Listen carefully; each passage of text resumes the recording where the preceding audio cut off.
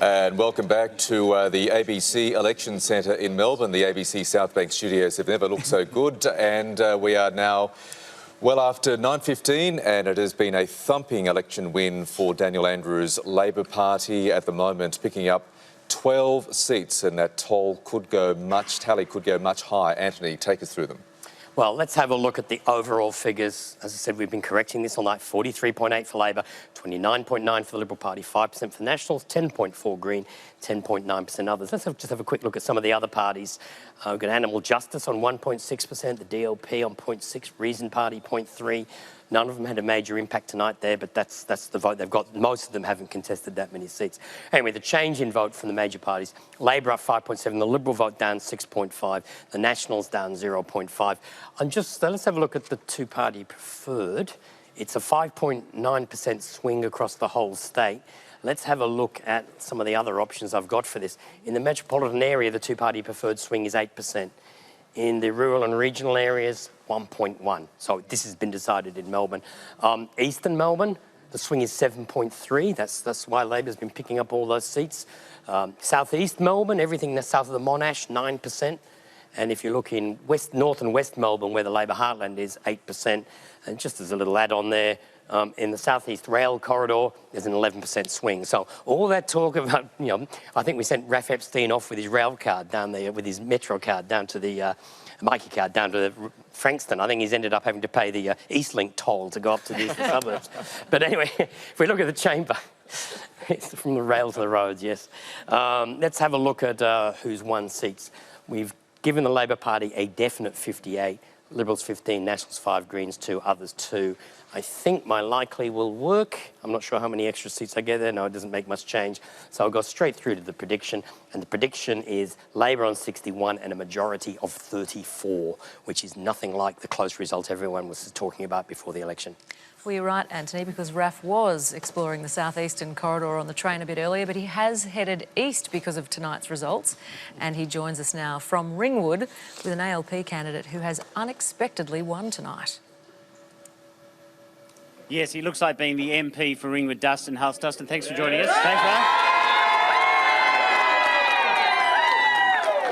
So that's pretty much the noise you probably got across the southeast of Melbourne. Did you expect to win?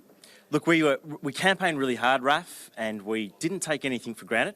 But we campaigned every single day at the train station. But did you expect to win?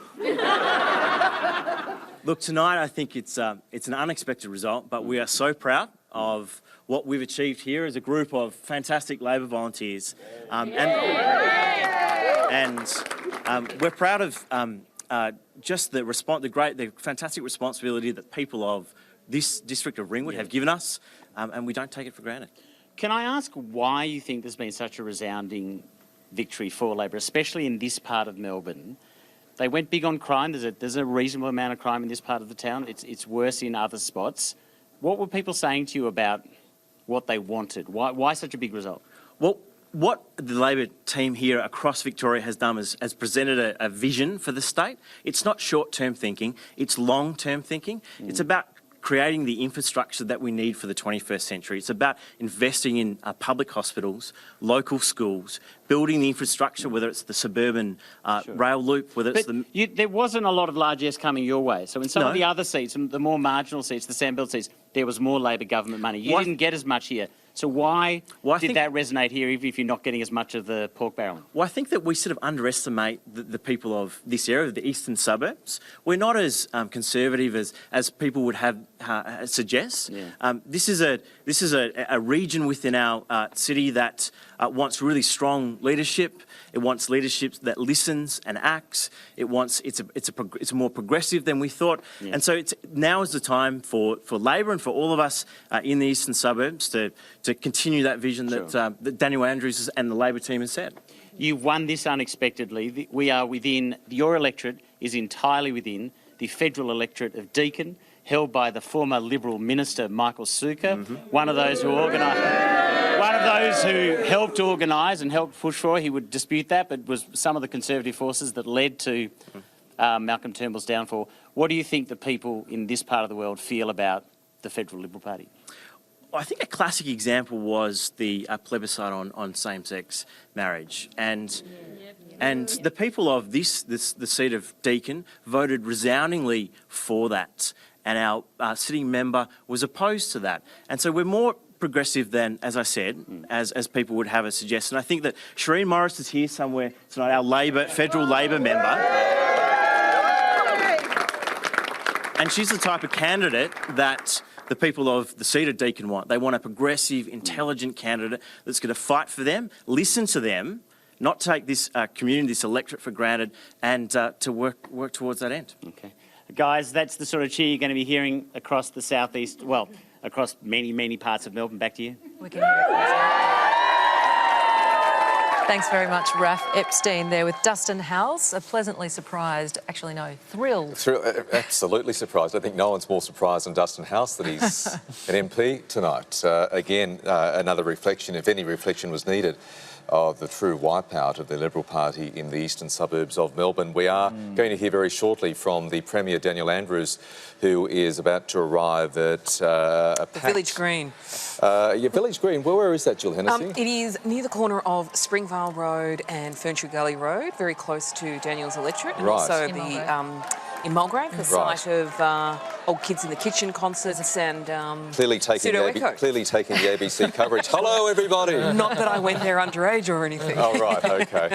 But we hope that they're having a fantastic time. So there's some warm-up cheers there. No doubt the crowd will go absolutely wild when the Premier arrives shortly. Richard Willingham, your thoughts? This is you know, when we talked at the start of the night as being a close election one, that Labor was probably in front. This turned into a 15-goal win for Labor. This is a smashing, and you just, the phone started texting about, 6:45 just from both sides saying it was going to be a smashing, and now there's a lot of soul searching going on, a lot of direct people asking whether the direction of the Liberal campaign went, and it's really this is going to hurt for a long time, I think. And the big question is, does Matthew Guy stay on? And with such a small party room, you think maybe he needs to stay on to hold it together, or it's time for a fresh start. But then it's a matter of who leads it. Who leads that party room? Because there's what.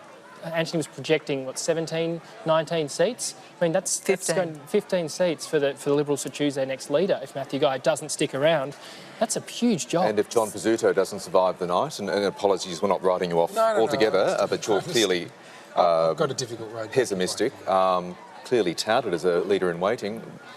Where does the Liberal Party turn next? Well, we have to look at who's left. I mean, Michael O'Brien, I think, is probably all right in Malvern, and Tim Smith and Kew might be something. But there will be. They say that Matthew Guy's led a united team, and that's fairly true to most of it. But it'll be pretty hard to hold a united team after this, and there'll be lots of personalities at play. In the next couple of weeks, there'll be a lot of finger pointing, a lot of blaming, and the State Liberal Party can't just blame Canberra. Because this isn't just about, leadership games in Canberra. This is something that the Victorian people have said, OK, this is not for us. And it's not just about games in Canberra. People switched on to this election probably later than they normally do. The people did focus on later, and that's why the polls were tight for some times, but they got further and further wider apart, and it's turned into this. You'd hate to think what might have happened after another week. Now, Rich, we've mostly been focused on the inner city and also east. Let's head to Western Victoria and have a look at a few seats there. Yeah, I think we're heading out to South West Coast, which is Warrnambool and Portland, a seat that the Liberal Party has held for a long time, former seat of Dennis Napthine, the former Premier, Roma Britnell defending it against Kylie Gaston, and some independents. Anthony? Well, you can see what the Liberal Party's problem is here. They've only got 31.5% of the first preference vote, Labor 24%, the Independents 16.9%. Other candidates, we do have a preference count. Let's look at the change in vote that's occurred here since the last election, and you can see what's gone on. There's a huge shift from Liberal to others, but that other vote is distributed amongst about 5 candidates. If you look at the 2 candidate preferred count we're getting between Labor and Liberal, it's turning into a 10.1% swing, and the Liberals were retained, but they're only 50.9%. We've got every polling place in. We're projecting they'll end up with 50.9 because the postals and pre-polls didn't help the Liberals that much. But Roma Britnell, who won the by-election 3 years ago, should be returned. We head north now to the seat of Ripon, one of the most marginal in the state, heading this election. Louise Staley defending against Sarah DeSantis, who we spoke to a little earlier. And what we've got in Ripon is Sarah DeSantis is now 900 votes ahead, so 4% ahead on first preferences. With helpful flows of preferences, we get preference counts coming in. I think we've got the two-party preferred swing comes up, much smaller than in some other electorates, but still in a marginal seat, 2.9 is enough to tip the balance. We've got 34 of the 46 counting centres. We've got some preference counts yet to come in from, where are they from? Ararat, Maryborough, so there's nothing there which is going to help the Liberal Party from this point on there. And I think at this stage we can call Sarah DeSantis as elected. We head into Geelong now, and of course, a bit of interest in this seat because Darren Lyons is running as an independent there against Christine Cousins from the Labor Party and Freya Fidge from the Liberals. Any update? Yeah, I've gone and, I thought I'm trying to turn off the preference count in this electorate at the moment. Currently, I'm getting a Liberal-Labor preference count, and as you can see, Darren Lyons is currently in second place. Now, Christine Cousins from that point on will get a strong flow of preferences. I think we can look at the change in vote here. There'll be a strong flow of preferences from the Liberal Party to the Independent, but I'm not sure it's enough to actually change that result. There's enough Green votes and others. There's 10% there with the Greens. I haven't got an estimate of preferences there. On a two-party preferred, it's definitely won by Labor, but we were looking on a preference count. I haven't looked at Morwell for hours. I'll just bring it up manually if. I'll just bring it up on the screen because I just realised that we kept talking about Morwell and we really haven't shown it very much at the moment. Labor's on 36.7. The Independent Russell North, the sitting member, is on 18. The Liberals are on 11.9. The Nationals 10.1. Ricky Muir 7.6. Ray Burgess 5.5. A lot of those preferences are flowing up the line to Russell North. So on those numbers, despite only having half the Labor vote, there's a strong chance that he will be elected in that seat. Or the National Party will get ahead of the Liberal Party and then they'll get ahead of Russell. We won't know. We won't not know the result in Morwell tonight. There'll be no sense out of the preference count, and I don't think there'll be any sense out of the preference count for another week and a half yet. So Morwell will remain in doubt all night, I suspect. Thank you very much, Anthony Green. John Brumby, have you got any greater sense about what's going on the ground in Morwell? No, I haven't. I mean, Norwell was always going to be very, very tight. Traditionally, going back 15, 20 years, a very, very safe Labor seat. It's changed. It moved away from Labor. It went to the National Party. Then Russell, of course, is an independent. But Labor this time fielding a very strong candidate. And I thought Ricky Muir would probably poll a little stronger. And I thought his preferences would favour the ALP. So I don't think you can call this one yet. It is a seat that's gone through significant change in recent times. It's enormous change. So you're seeing, some parts of that electorate, like round Traralgon, doing very, very well. Other parts of it, despite big investments by government over recent years, still finding it challenging, still struggling in parts. Some big commitments that were made by Labor during the election campaign on renewable energy. And plus they're to get an electric car factory down there as well. That's a pet area of 500 new jobs. That wasn't necessarily part of the campaign. But what did you think about that? Is that an area that will support that the big challenge down there has always been just technology, productivity improvements, the Kennett privatisations of the 90s, and then you run all of that through. There's about a quarter of the people working in coal that used to be. And so what are the jobs for other people? And governments, over successive years have tried to provide them, but it's difficult. And so I think the electric cars, they're very much part of the future. And for a state like Australia, a state like Victoria, with our history in car manufacturing and the skilled labour in Latrobe Valley, I think that's a great fit. But this one, I think it'll be some days before we know the result. We are waiting to take you to Labor Party headquarters for the speech, the victory speech, the triumphant victory speech of Premier Daniel Andrews, safely, resoundingly re-elected to a second term, and we're told he is just minutes away. But I want to step back a few seats, going back to the inner city, and as Anthony Green was talking about Melbourne, you were both saying not so fast for the Greens retaining that seat. Well, you've got to look at the preference count, and I don't know what numbers Anthony's actually got, but my analysis of those numbers show that it continues to be very, very tight indeed. So I certainly wouldn't be conceding Melbourne. I understand from the Labor scrutineers that the pre-polls weren't as strong as the booth results for Labor, but the Reason Party was preferencing to Labor, if my memory is correct. That's right. Correct. So I think that's, you know, you could still have a situation where Labor could win that and Labor could win Paran, in which case the Greens are gone, you know, because we've won Northcote, you know, they're gone. But the Greens could also retain 2 seats. So, but I wouldn't be conceding that seat at all. Richard. Well, that's interesting what you say about the Greens too. I mean, you go back to the Batman by-election, the federal by-election in March, I think it was, and there'll be some people saying that's where the rot may have started for the Greens. It looks like the Labor Party has now won back Northcote.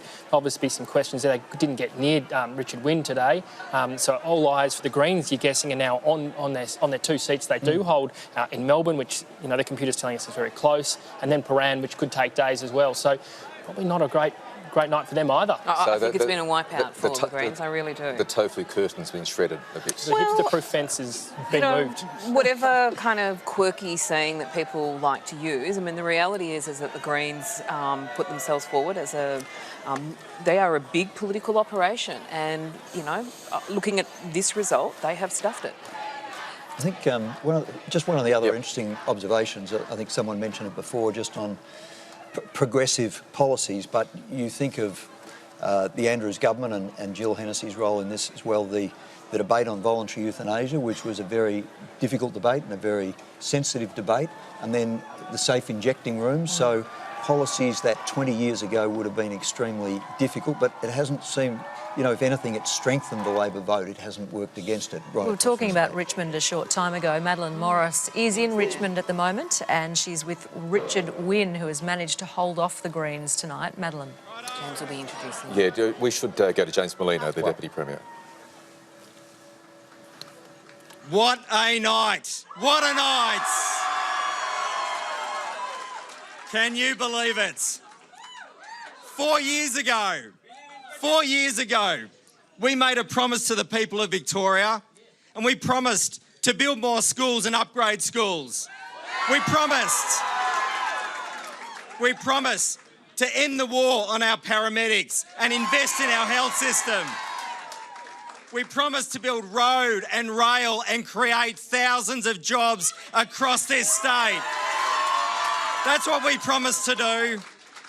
And we have spent every single day delivering on what we promised. And today the people of Victoria said we liked what you delivered and we want more of it.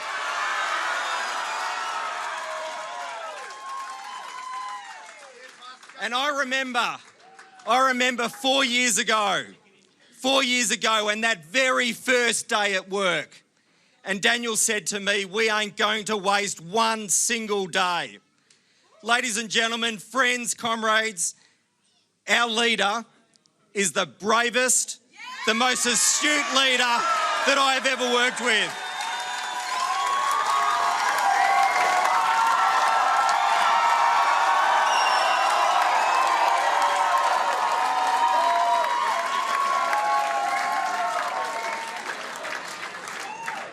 He has spent every single day delivering on what he said he would do. And it is a very sweet day today. Ladies and gentlemen, friends, please welcome the Premier of Victoria, my friend, your friend, Daniel Andrews.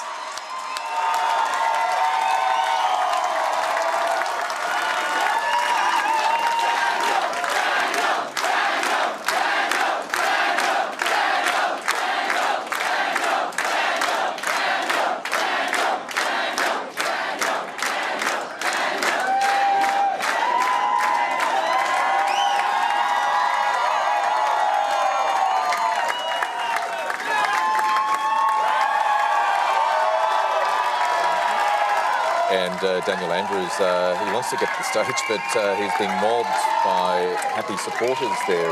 Jill Hennessy, great moment for any Labor MP. Oh, look, it is, and I can see him giving his gorgeous mum Jan a big kiss, as well as his sister as well. And you can hear the crowd goes wild, and so they bloody well should. Accompanied by his wife Catherine, who was pretty much a fixture on the campaign trail. She is a champion. She is a, Daniel is a very, very brilliant leader and brilliant politician, but he is supported side by Kath. She is fantastic. She's smart. She's engaging.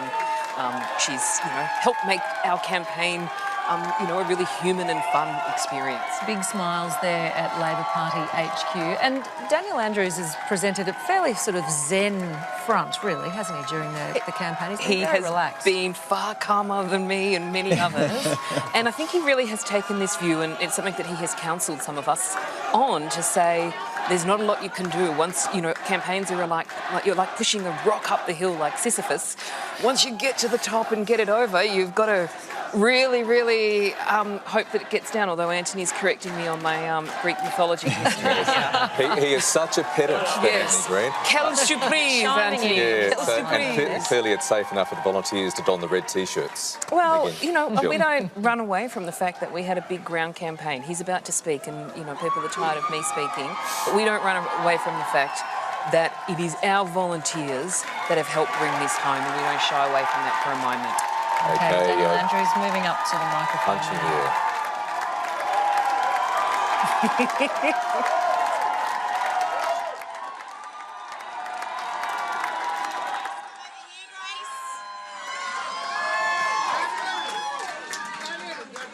Thank you so much. Thank you so much. A short while ago I spoke with the opposition leader Matthew Guy, and he very graciously conceded that Labor will again form a strong, stable majority government.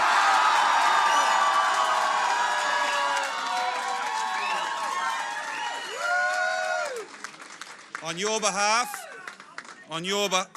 behalf, I thanked him for his gracious concession, and I wished him and his wife Renee and all his colleagues all the very best for whatever the future may hold.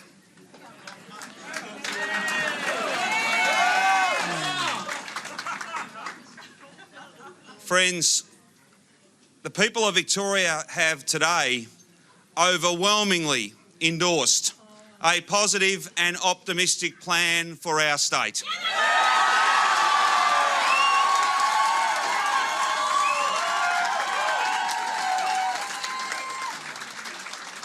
They have endorsed the removal of 75 level crossings. They have endorsed properly funding our hospitals and schools. They've endorsed creating more jobs and funding TAFE properly. And they have endorsed the biggest infrastructure agenda in road and rail in this state's great history.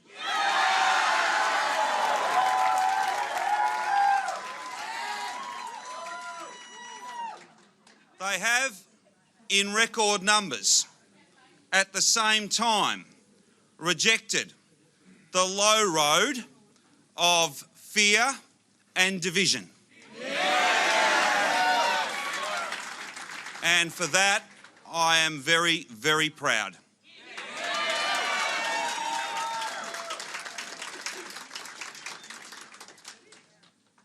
None of us get to this position on our own.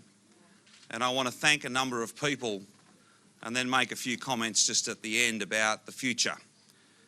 Can I say that I ask a lot of my staff. I was going to say I don't. I ask a lot of my staff, but it can be summed up in two things. I ask that they work hard and that they be good at what they do. There is no one who works harder, and there is no one who is better at what she does than my Chief of Staff, Lissy Ratcliffe.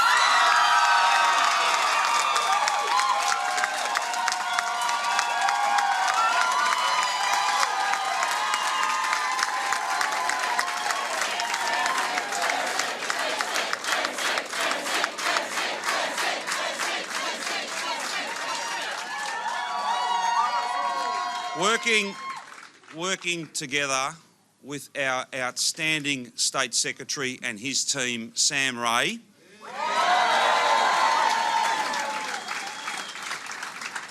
They have put together and run a flawless campaign that was positive and optimistic and has been endorsed by the Victorian community.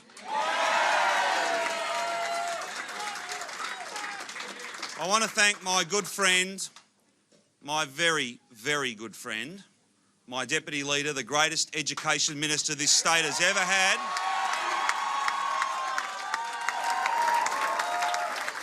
James Merlino for his friendship, for his loyalty and for his leadership as well. James is an outstanding member of our team and someone who will continue as a fantastic Deputy Premier.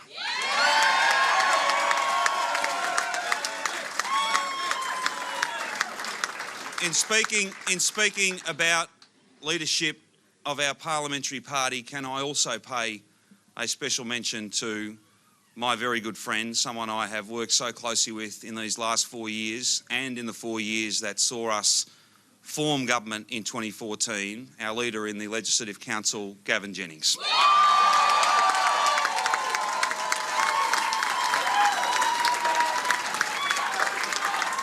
More broadly, to each and every member of the Cabinet, Parliamentary Secretaries, caucus colleagues, I'm so proud of the work that you've done, the achievements that you have been able to underpin these last 4 years, and I thank each and every member of the team and all of those who will be joining us in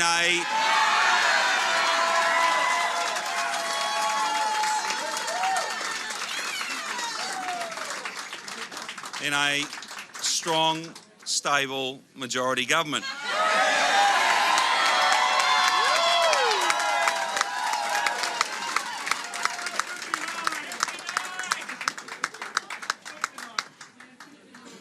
Can I pay a special thank you? Can I offer a special thank you to each and every volunteer, each and every member of our Community Action Network,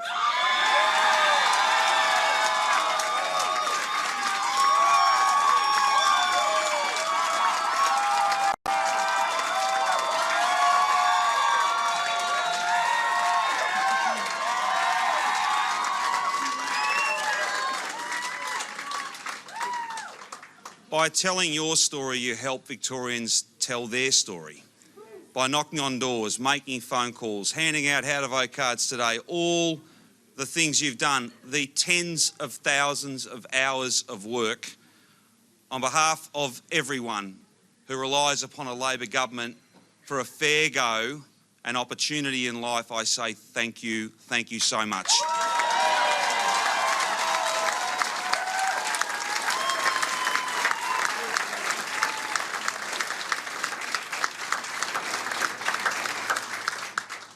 Can I, of course, thank my best friend, my partner in every way.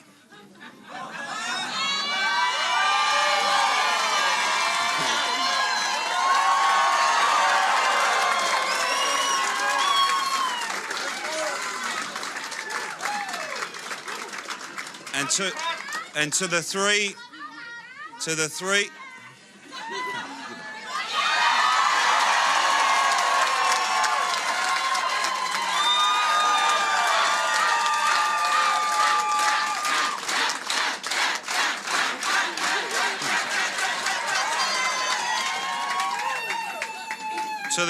the three wonderful people who have known only this life. To Noah, to Grace and to Joseph.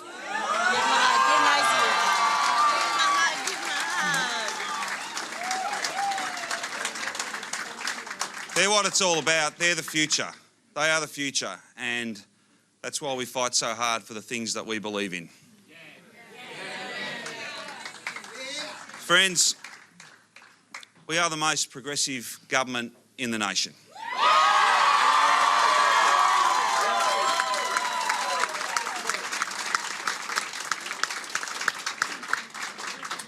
We are the most progressive state in the nation.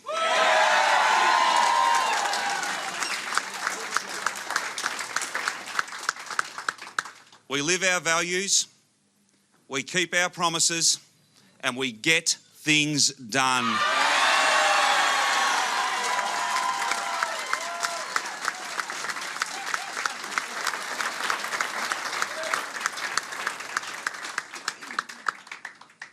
My mother is here tonight.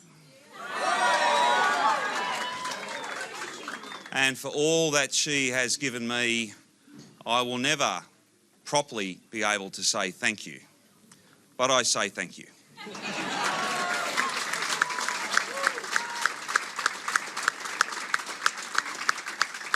My sister and her husband are here as well, and I want to acknowledge them and their support.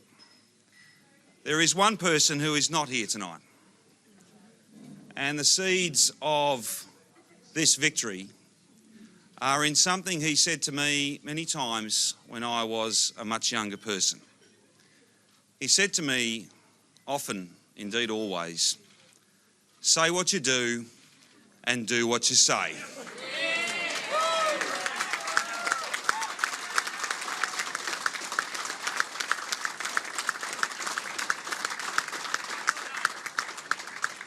He's here with us tonight, and as fathers tend to be of sons, he would be proud, I think, but he would be prouder still of all of you and all that you've done. And can I make a very special mention of not just those who are members of our Community Action Network and our members of the Labor Party, but can I also make a very special mention of all of those members of the trade union movement.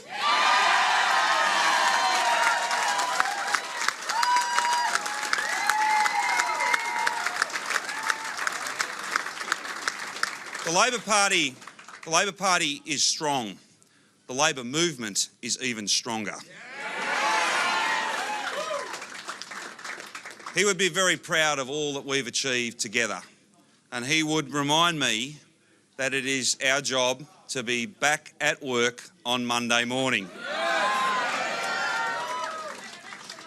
Can I make some final remarks about those who today could not see their way clear to support our positive and optimistic plan?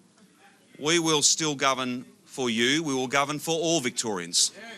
We will make sure that regardless of how you voted, we'll have better schools, we'll have better hospitals. We'll build the infrastructure we need and create the jobs that are so important.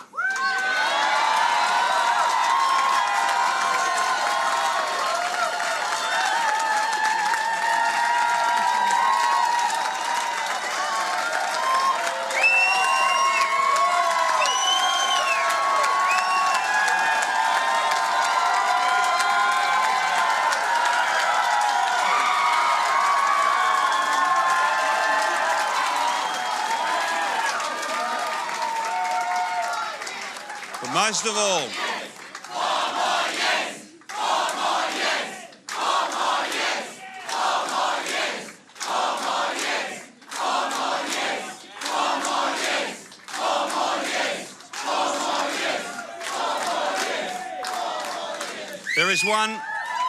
there is one final thank you. Each of us are local members first, and I am so proud of the fact that my local community, because my constituents are my neighbours, the people of Mulgrave have decided to re-elect me for a 5th term in the Victorian Parliament. I thank them for their support, their very consistent support, and we'll work very hard locally as well. The next 4 years will be about delivering for all Victorians. Thank you very much.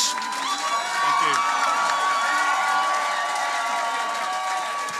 A triumphant Daniel Andrews addressing the party faithful there, giving big props to his wife, Catherine, who also got a very, very big cheer from the crowd.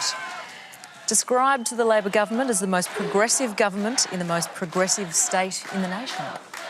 Jill Hennessy, we heard the chants of 4 more years, but does this potentially set the Labor government up for 2 terms, given the 30-plus seat majority you've enjoyed tonight? Goodness, Michael, we've just won this election. Stop putting the pressure on about the next one.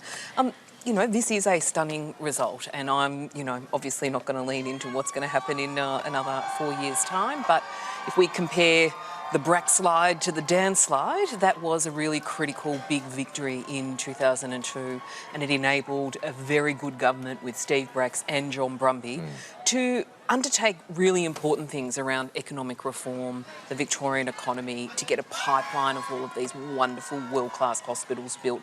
So that is what I know Dan Andrews will utilise his political capital on. It's been 4 years of relentless work. He has been incredibly focused. He has not been thrown off his game by some of the sidebars that we've seen not be politically rewarded tonight. And he has been courageous around stepping up for the most difficult of debates, whether that's assisted dying, safe injecting rooms, and, you know, supporting a caucus, which, can I say, you know, almost half women with more coming in, and a cabinet that has, you know, almost 50% women. So, you know, he deserves just incredible accolades and endorsement for his results. I was very touched about him mentioning his dad. You know, any grief, you've got to get through firsts. And I know how important his dad was to him. So I think that was a really lovely thing. And for his mum and his sister Cynthia and their family, their great pride. And I remember 4 years ago, you know, Dan's mum and dad standing up on the stage with him tonight. And I just think it was really lovely for him to honour that tonight. He also paid tribute to his opponent, Matthew Guy, mentioning him by name for the first time in quite a long time, I might add too. Well, I think his objective there was not necessarily about not wanting to mention Matthew Guy's name. I mean, his focus through this campaign, and Richard would probably tell you how tired he is of hearing it, was that we not be thrown off what our focus and our priority is. And Richard will hear that Daniel was very focused on his positive plan for Victoria and wasn't going to be engaged or, you know, didn't want to intersect with the debates. And, you know, it's been incredibly successful, as well as, I think, an insight to what I think is one of Dan's real skills as not just a politician but as a leader, and that is to actually focus on what do you need to do to continue to implement, to get momentum, to continue to maintain community permission, all of those soft things around the fact that you've also got to get on with the job. That was, I think, an incredibly important part of the success of this government, starting quickly, being focused, not being diverted by the sideballs, even though at many times they did consume important political air for Richard us. Willingham, the Premier, the re-elected Premier, has tremendously large stores of political capital now to use up.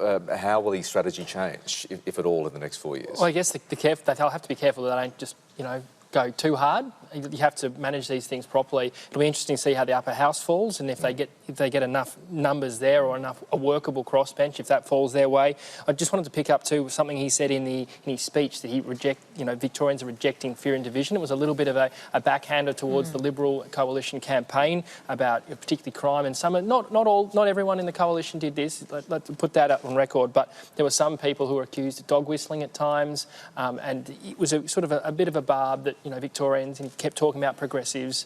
So I just thought that was an interesting little quip during that speech. Yeah. To what extent too do you think his reaction to the Bourke Street terror attack helped him tonight as well? Well, I think when that happened, he did sort of come across, and the advantage of being the Premier, he did come across as more of a statesman, and it's always going to be a challenge for an opposition leader in that time, so close to an election, especially a campaign that you've built on crime and saying Victorians are less safe. I thought the Premier actually handled it. I've said this before, but I thought the Premier handled it pretty well. He was, you know, there was a fine line about appearing with police at certain times, but I thought the tenor he struck when he was talking about this tragedy was pretty good. And I also thought it was interesting that he didn't go to Pellegrini's with the media pack. It was a point of difference. It probably didn't matter to many people. But then he did tell us all about it, that he did go there without a camera. Yeah, that's true. He was asked by the media. I was at the doorstop when he provided that answer, and he was asked. And I think resisting political temptation to over-politicise things. I think that is a mark of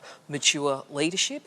It is very, very tempting in political campaigns for people to, you know, utilise and, in my view, misuse those opportunities. He did not take the bait.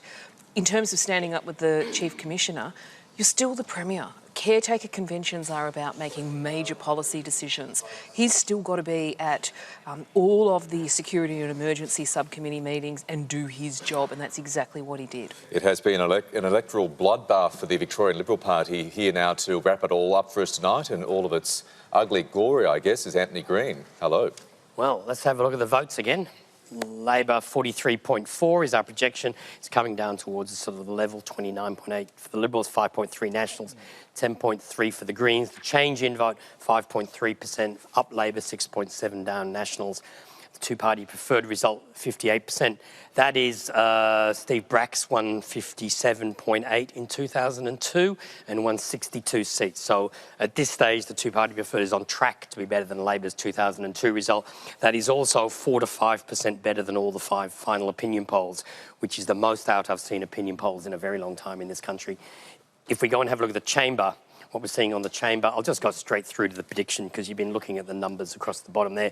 We're currently predicting a Labor majority of 34 and Labor on 61. So basically, looks like the equivalent of the 2002 result.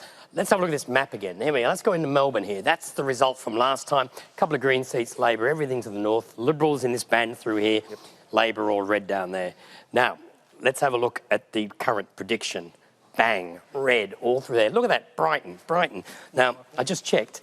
His name is Declan Martin. He's a 19-year-old urban planning student, supports the Everton Football Club. He's a proud railway fan and a member of the Public Transport Users Association, and I understand joined the Labor Party 2 months ago. He may be the first ever Labor member for Brighton, which is just remarkable. But there's a seat here we need to talk about, which is, let's come in here, Hawthorn. Because John's on the panel. It's currently, those are the numbers, 47.3. So it's basically all the polling places on first preferences. John Pseudo's ahead, 41.9. John Kennedy, 35.3, 17% with the Greens. The change in first preferences that we've seen is the Labor's up 10, Liberal down 12, the Greens down just under 4, and others up 5.2. Let's look at the two-party preferred swing. It's 11% at this stage. We're predicting Labor's on 52.4. They're currently on about 52.8 on the raw numbers. And so we are currently predicting that John Ormond will go on to be the new member for Hawthorn and in quite a, and there's that phrase again, shock victory. I'm sure there would be many people not envying your position of having to witness this on live television too, John. It is, I mean, it's a privilege to serve, and I should say, I haven't had a chance to say it, congratulations to Daniel Andrews, to Jill, to John, to all of those in the Andrews government and the volunteers and the supporters who got behind the Labor Party. You've secured something very special, a mandate to serve the Victorian people. So I do want to formally congratulate all of you on what is a very resounding victory. As for me, you know, we're all lucky to serve at all. And for every person who goes into politics, remember, there's probably 9 people who ran for pre-selection somewhere along the line who never got the gig. So you've got to look at it that way. Congratulations formally to John Kennedy and to his wife, Bronwyn. He's a very decent person, as I said. For those who will remain in the Parliamentary Liberal Party, I think the real challenge for those, and I don't think I'm going to be in that, but I want to talk to some of my campaign people first, but the real challenge is going to be how to calibrate the kind of scrutiny that will be needed. So you've only got 20 people. You've got a resounding victory for the Andrews government, which is something they must be congratulated for. But for those who remain, Nationals and Liberals, the way scrutiny is applied with such a small number of people is going to be very difficult, and that will need to be calibrated so that there are to be very few, if any, missteps. Everything needs to be done in light of this result and to remember the lessons of this result, which will obviously go. You talk about scrutiny. What about scrutiny internally on the Liberal Party? What's the first, whether you're in the group or not, that meets tomorrow or early next week? What's item number 1? In the shell shock party in terms of looking at what went wrong internally? Well, I think an immediate review of the campaign, or as soon as it can be done, with some, a group of people who are, very seasoned and experienced in these things. We've been through it before, sadly enough, too many times before in recent years. But I think that has to be the first thing. The Parliamentary Party can only do so much in the short term. But it's going to need a great deal of support, because 20 people in a party room, if that's what the number is, it's going to be exceedingly difficult to mount the kind of scrutiny, do the policy development work that is so important. I think, John, when you lost in 96, you still had the ability to build policy. You did all that work in between 96 and 99 to build a pathway to recovery. That is going to be difficult here with so few people. Do you fear it's a two-term loss for the Libs? I don't know. I never. Would anybody have predicted tonight's result? So you live with the possibilities in this life, but it's a long road back potentially. The overall result was a shock for your party. Did you have any inkling that you would find yourself in this very position tonight? Yeah, it's a good question. I as I might have said earlier, I always worried about Hawthorn, and for a number of seats, particularly within Cooee of the city, because the composition of that constituency is changing very rapidly. And I see a lot of Hawthorn as very much like parts of Richmond. So I was always concerned about it and campaign like it was a marginal seat, an ultra-marginal seat. And so, it was it's a surprise to this extent. But did I predict tonight? No. I have to be honest. Well, thanks for being so gracious and remaining with us on the panel. Congratulations to the Andrews government. Thank you. Okay, we can now do what all of those electoral geeks out there love us to do, and that's the call of the board led by the biggest electoral geek in Australia, Mr. Anthony Green. Michael, before we do that, I think as joint Western Bulldogs supporters, we should also say happy birthday to Marcus Bontempelli. I understand from my scrutineers that on one of my votes they voted informally, but put in Marcus Bontempelli and put a 1 in it with a happy birthday. So I like the sentiment, but that's a wasted vote. But happy birthday, Bont, and very happy that it was re-signed. We are indeed. Anyway, and I'd like to, and I think Richard Willingham had the best analogy. It's a 15-goal win for the Labor Party. Anyway, might be 18 now. Let's go to the seat of Albert Park, Anthony. We're going to do the whole lot. Well, yes, there we go. Albert Park, Martin Foley, 47.7. We've got preference counts, and after preferences, there's a 12.3% swing to Martin Foley, and he'll hold that seat very easily. Next is the seat of Altona, Jill Hennessy. Jill Hennessy, 54.4% of the first preferences. Only a small swing of 2.8% here, so not quite as big as some other electorates, but it was a safe Labor seat and remains so. Congratulations, Jill Hennessy. Thank you very much, and a shout out of thanks to my staff. Okay, Bass let's next. move on to the next seat, yes. And Bass, for all we've still got the earlies and postals to come, and they are by far the biggest batch in the state. But still, if we move on to Bass, what's happening in Bass is Jordan Crugnale is the new member for Bass. I'm still not sure if I'm going to get Bass. Here we go, Bass. We've got 34.3% of the vote counted. That's every polling place. This shows you how big the early and postal vote is in this electorate. That's, I think it was about 15,000, I think. But on those numbers, the swing on the polling places is 9%. The margin was 4.6. So we are predicting that Jordan Crugnale will be the new member for Bass, defeating Brian Painter. Let's go to Bayswater, one of the shock Labor Party wins tonight. Yeah, Jackson Taylor was brought in very late as the candidate in this electorate, and he will be the new member for Bayswater. I'm not just presume the graphics are coming up for me. Here we go. Heidi Victoria, who's held that seat for a number of years, 43.8 to 43% for Jackson Taylor. Jackson Taylor is Victorian Police Prosecutor, a Knox councillor, and was recently elected Deputy Mayor. I don't think he'll be Deputy Mayor for much longer because he's going to be the member for Bayswater with a swing of 6.6% to him, 52% after preferences at the end of the night. Looking at the seat held by the Police Minister, Bellarine. And Lisa Neville's easily retained a seat. She's at a 6% swing too. I think she got a big swing to her last time, so I think that was the election where the Labor vote went up in Bellarine, and Lisa Neville is easily re-elected in Bellarine. Benambra is where we're heading next, Andrew. We've left this seat in doubt at the end of the night, and the reason why, when you look at the first preferences, is Bill Tilley's vote is only 39.9. We're getting a Labor Liberal preference count, which we've currently stopped using. We've estimated preferences against Jackie Hawkins, and Bill Tilley's on about 52%. If Jenny O'Connor's preferences do flow to Jackie Hawkins, she'll get ahead of Labor and get Labor's preferences. And when your first preference is under 40%, you're immediately at risk. We won't know the result in that one, I suspect, until Tuesday week when they do the preference distribution. Okay, let's go to the Bendigo seats, starting with Bendigo East. Jacinta Allen has easily retained this seat. She's got Let's see. I'm waiting for the graphics to come up. I'm not sure what's going on with the graphics at the moment. All right, well, Bendigo East is on 52% for Bendigo, and Jacinta Rowland is easily elected in Bendigo East. Heading to her neighbour in Bendigo West, the Deputy Speaker, Marie Edwards. She's been easily re-elected there, 54.4% of the first preference vote. It took a long time for the Liberal Party to pre-select a candidate. Kevin Finn was only announced at the last minute. Okay, let's move on now to the seat of Bentley, one of those sandbelt seats that, as it turns out, we shouldn't have been focusing on that closely at all. And in Bentley, yeah, no, this wasn't in doubt at all. And what's happening in Bentley is the Labor Party's got 52% of the first preference vote, and in Bentley, the Labor Party will easily hold Bentley. Box Hill, considered a safe Liberal seat. Well, let's move on to Box Hill. We've seen Bentley. If someone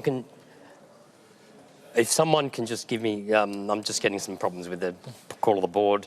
Let's move on from Bentley, which the Labor Party has already run. We're moving on to the next electorate of Box Hill. They have a bit of late night fatigue, the I'm graphics. not sure what's going on. We are, it's been a long night, Anthony, for all of us, including the graphics. They've been working very, very hard. So listen, we might have a bit of an issue with the numbers coming up not as quickly as we would have liked. Yes, just to wrap up and just focusing on those sandbelt seats. How about we do them on the call of the board? I think Box Hill, I mean, you haven't got Box Hill up, but I can't remember when, like it's a long, long time, B82, I think, Labor Party won Box Hill. Right, I'll do these on the touch screen. Was there for 30 years, so that's, of all of the seats that shifted, you know, I think this is the most remarkable. It's extraordinary. Okay, the reliable, trusty touchscreen is being brought back into use. Anthony, take it away. Box Hill. Unfortunately, I'll have to turn my back because I have to actually seal my figures. Normally, I don't have to stand on screen. Robert Clark is on 43.6. He's been an MP since 1988. It's 42.3 for Labor. With that 14% for the Greens, Paul Hamer will easily win the electorate of Box Hill for the Labor Party. Let's go to Brighton now, Anthony, where an excellent story has emerged of a 19-year-old urban planning student, Declan Martin, becoming the first ever member for Brighton. Let me go back. I've gone previous to Brighton. Yeah, we need to. James Newbury is the new candidate replacing Louise Asher. Declan Martin, 34.9, James Newbury, 42, 15% with the Greens, 5% with the Animal Justice Party. We're estimating that after preferences, it's still close. Declan Martin's got 50.7 after preferences, so there's a strong possibility he actually won't win the seat. But that's the fact that Labor is actually ahead at any stage in a count in an electorate like that is quite remarkable. And Broadmeadows, yes. Like Frank's one. Frank, well, you'd expect Frank to win in Broadmeadows. I haven't had, he's the MP who sent me more press releases since the election came. I thought those Maguires were meant to be shy retiring types. I thought he might have been worried about his seat or something or other. But no, there we go. But no problems there in Broadmeadows. Brunswick, we've still got this one in doubt. It's not clear at the moment. Cindy O'Connor is just ahead on first preferences. Using polling place matching techniques, we've got the Green ahead on 51% after preferences, but there's only a third of the vote counted there, and I presume there's an awful lot of earlies and postals to come. Some of these counts are very low. Bulleen, Matthew Guy's seat, has been easily retained. As you can see, he's got 50.8. He may be one of the few Liberal MPs with 50% of the vote at the end of the night. Bundoora, the next seat, which is Colin Brooks' seat, he's been easily returned there with 58.3% of the vote.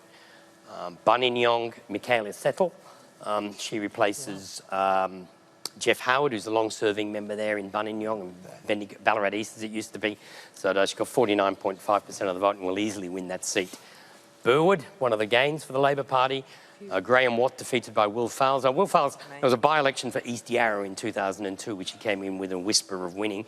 He's since gone on to work in business, get elected to the MCC board. And he's come back to politics and he's picked up Burwood. And that was a seat which was thought about being won by the Labor Party in the eastern suburbs, but nobody expected all the other ones to go as well. So we're going to Carrum. Sonia Kilkenny easily won that seat. She got 57% of the vote. This is the slowest count on the Frankston line, but that's twice the vote. There's no way that the votes to come are going to change that result. So next up, we've got Caulfield, and we've got 47% of the vote. David Southwick on 45. This one has narrowed substantially. Still, the Labor and the Greens add to 49. We've got 3% with the Animal Justice Party. I've got Labor after preferences. Admittedly, we've got the early in-person votes. That's what's changed these numbers. I think that one might have to go back into the in-doubt category.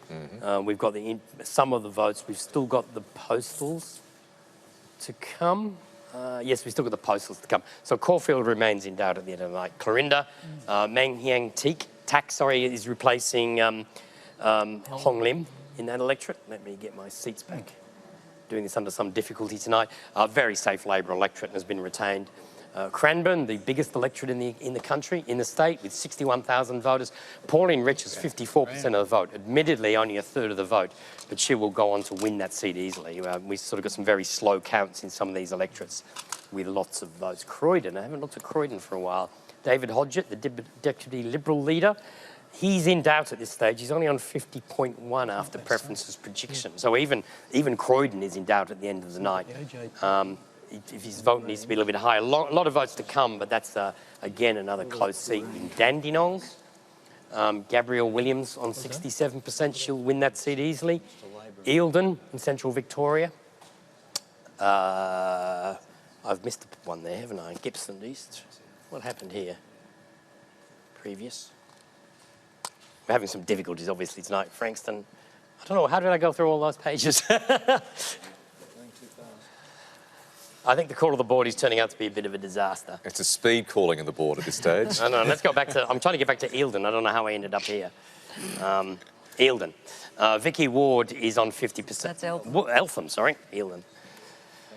I have no idea what was going on then. Cindy McLeish on 47.8 will be easily elected in that electorate, so it's one seat in Central Victoria.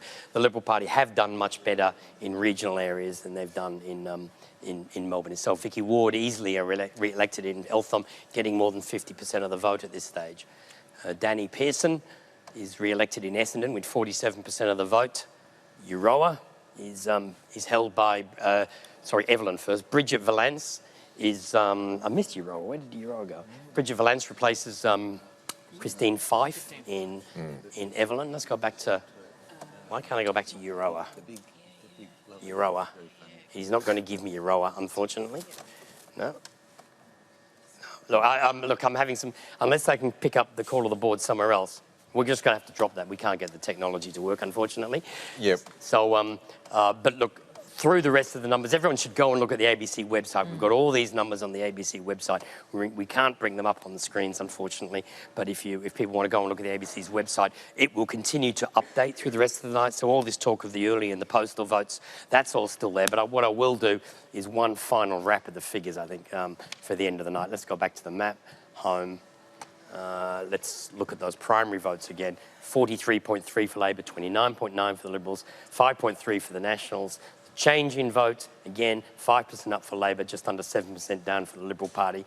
Seats won, 6% swing. And let's have one last look at that chamber with the prediction. Is Labor majority of 34. Labor Party is winning 61 seats. So this is quite a remarkable wipeout. And this is 4 to 5% better than what the opinion polls are predicting that were done in the middle of this week. Anthony, thank you. Thank you. And congratulations on some fantastic work tonight, Anthony Green. Thank you. Trying Battling circumstances at the end. Through the problems, well done. Well, at the beginning of the night, we did promise you a result, and we now have one. Premier Daniel Andrews and his Labor Party have been re-elected for a second term, but no one was predicting how emphatic tonight's victory would be. The ABC's election computer, slightly playing up, is currently projecting that they'll get to 61 seats in the lower house. It is a result that rivals the Bracks victory back in 2002, which radically redrew Victoria's electoral map. I think that's the sound of Anthony picking up the computer. And the call of the board might work. For the Liberals, will they now face 4 more years in the political wilderness with their leader, Matthew Guy, under significant pressure to step down in the wake of tonight's loss? So a huge thank you as well to our political panel, John Pizzuto. And can I stop there as well and congratulate you for the grace and dignity you have displayed tonight in exceptionally trying circumstances, John Pizzuto. Absolutely. Senator Jane Hume from Canberra, thank you very much for your company as well. And on the Labor side, former Victorian Premier John Brumby and the newly re-elected member for Altona and Health Minister Jill Hennessy, thank you both for your great insights as well. Also, Rich Willingham for your analysis, thank you. Pleasure. And earlier, Barry Cassidy and the Federal Treasurer, Josh Frydenberg. And of course, the ABC's inimitable election analyst, Anthony Green, for keeping us across the numbers tonight and keeping it together. Tamara, thank you. It's been absolutely fabulous working alongside you. Thanks, Michael. Let's do it again sometime. And thank you, most importantly, for watching us, choosing the ABC to bring you tonight's counts. Now, for ongoing analysis of tonight's results, as Anthony mentioned, go to abc.net.au/elections for the latest seat-by-seat numbers. And most importantly, Insiders host Barry Cassidy tomorrow at 9 o'clock on ABC TV. For more now from the ABC's Election Centre, it's a very good night. Good night.